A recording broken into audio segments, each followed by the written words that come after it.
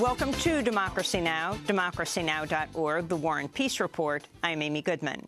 In France, at least 7 people have been detained and 2 have been killed after a series of gun battles and a police raid on an apartment in a northern suburb of Paris. Authorities said the operation targeted a Belgian man accused of masterminding the Paris attacks that killed 129 people Friday. Abdelhamid Abaoud was initially said to be in Syria. Early this morning, French police stormed an apartment in Saint-Denis where a woman reportedly killed herself by detonating an explosive vest. A second suspect was killed, reportedly from gunfire and a grenade. At the time of this broadcast, authorities say it's unclear whether Abaoud was in the apartment. French Interior Minister Bernard Cazeneuve discussed the operation.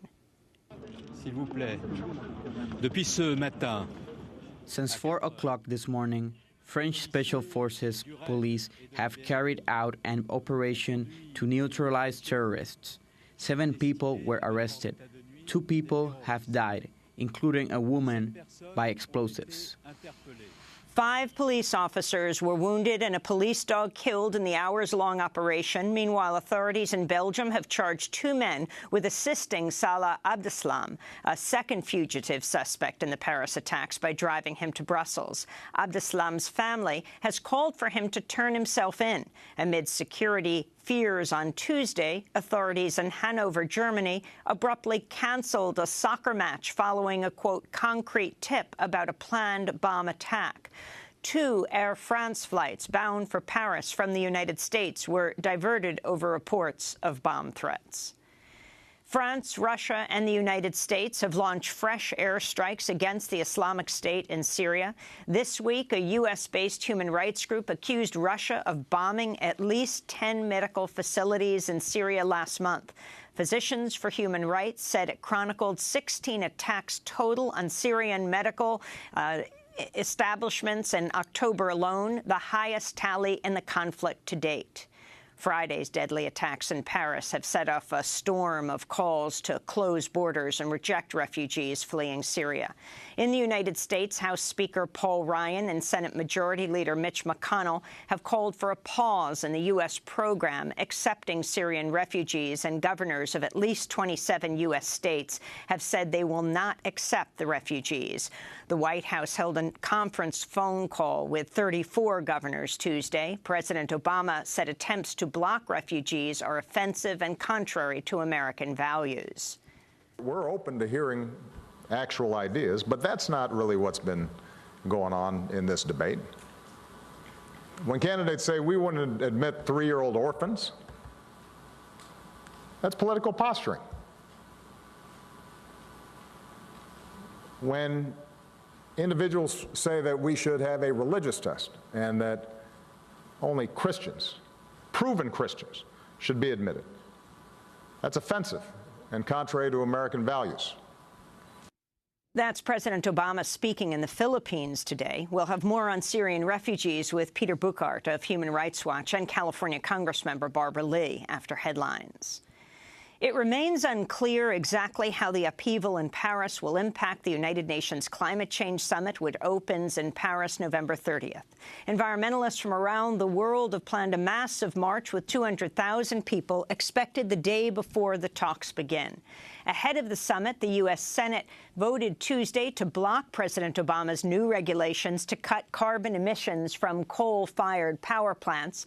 This all comes after last month shattered records, becoming by far the warmest October ever recorded worldwide. We'll have more on the Paris climate talks and the outlook for protests later in the broadcast. In Nigeria, at least 32 people have been killed in a suicide bombing at a crowded market in the northeastern city of Yola. It's the latest in a series of deadly attacks attributed to the militant group Boko Haram. The attack comes just days after Nigerian President Muhammadu Buhari visited the area and deemed Boko Haram, quote, very close to defeat. The Obama administration has announced approval of a $1.29 billion arms sale to Saudi Arabia, despite reports of possible war crimes in Yemen.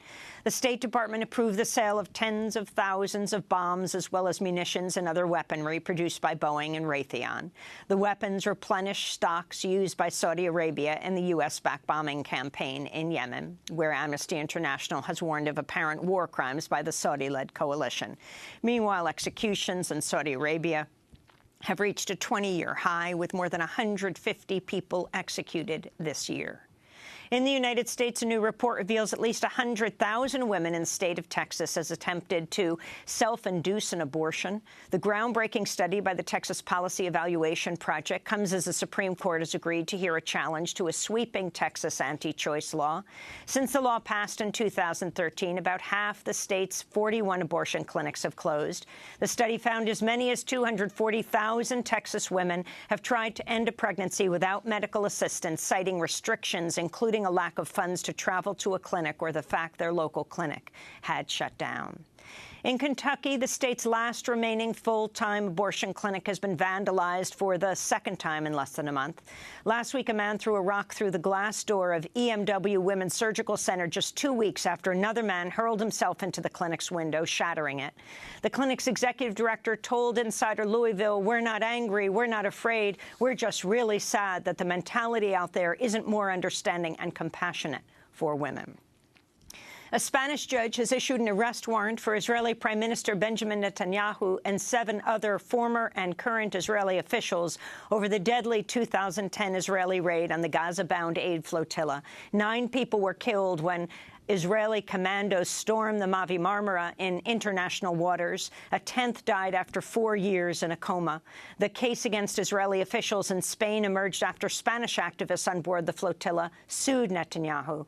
The judge's move means Netanyahu could be detained and questioned if he steps foot in Spain. President Obama faced protests over the role of the U.S. military as he arrived in the Philippines for the APEC summit today. His visit comes as the Philippines Supreme Court considers a constitutional challenge to a military deal that would grant U.S. troops broad access to military bases in the Philippines. Diego Torres was among the activists who gathered to oppose Obama's arrival in Manila. Today, Obama will arrive in the Philippines. And this is our welcome for him, a protest that rejects his presence because we do not want the leader of the United States, the chief architect of aggression and cruelty towards many nations around the world, to land in the Philippines. The Norwegian oil company Statoil has announced it's ending its Arctic oil drilling program, while its stakes in the Arctic don't expire till 2020. The move comes after Shell walked away from its oil drilling program in the Arctic after spending $7 billion on it. Republican presidential candidate Ben Carson's own advisors have acknowledged he's struggling to comprehend foreign policy. Carson, who's leading Republican candidate in some polls, has blundered on the topic of foreign policy, including wrongly claiming China's involved militarily in Syria. Speaking to the New York Times, a top Carson advisor said, quote, "Nobody has been able to sit down with Carson and have him get one iota of intelligent information about the Middle East." Meanwhile, Louisiana Governor Bobby Jindal has ended his campaign for the Republican presidential nomination. After failing to gain much traction, Jindal said Tuesday it's not his time. So, look, we announced, obviously, today we are suspending the presidential campaign. Look, I'm honored to have had the chance to run for president of the United States. My parents came here 45 years ago in search of freedom and opportunity. Never in a million years would they have imagined that I could be governor, much less run for president. This wasn't our time. And those are some of the headlines. This is Democracy Now!, democracynow.org, The War and Peace Report. I'm Amy Goodman. And